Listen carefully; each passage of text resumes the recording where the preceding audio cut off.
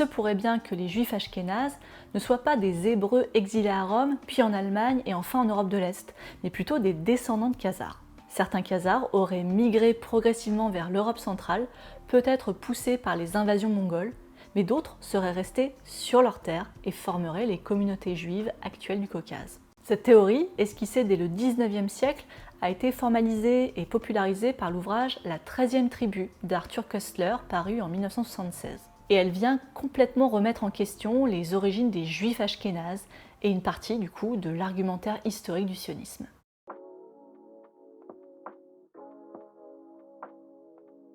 La théorie de l'origine khazare a été vivement critiquée. Plusieurs historiens se sont attachés à montrer que les sources médiévales qui parlaient de la conversion des Khazars sont problématiques. Parmi eux, Shaul Stampfer, qui était professeur à l'Université hébraïque de Jérusalem, a publié en 2013 un article qui conteste toutes les données sur lesquelles se base l'hypothèse khazare.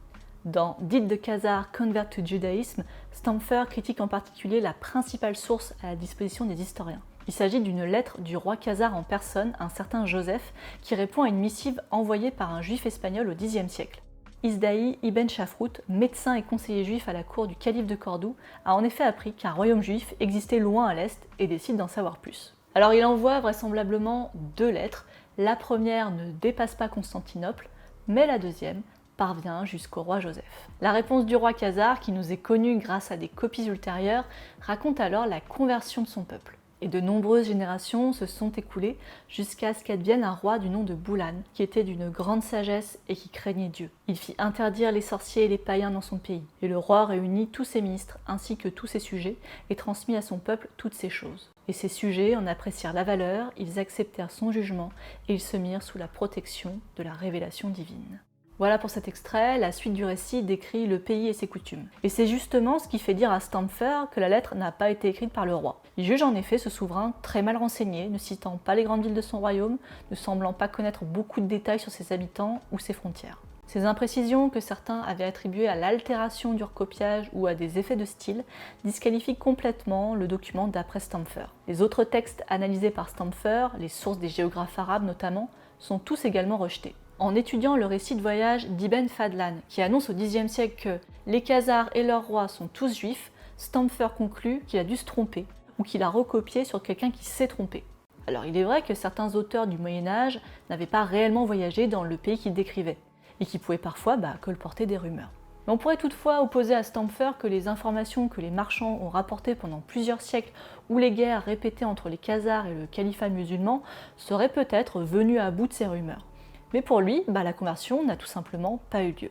Et citons-le, en d'autres termes, il n'y a jamais eu de conversion d'un roi ou de l'élite khazare, nous dit-il.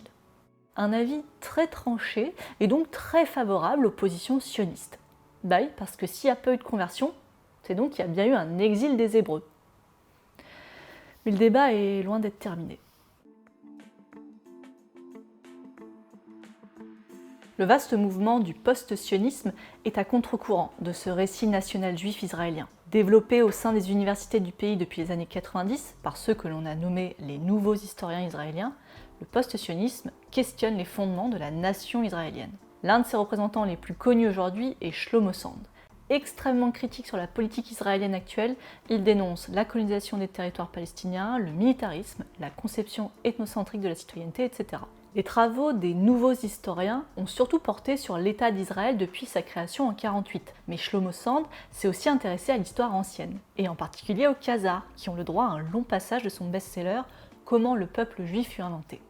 Sand y reprend la thèse d'Arthur Koestler sur les origines des Ashkénazes, qui seraient les descendants des Khazars. Mais Shlomo Sand remonte aussi plus loin. Sand affirme notamment que l'exil antique des Hébreux, dont on a parlé en début de vidéo, est une invention qui sert à masquer que le judaïsme s'est propagé majoritairement par conversion.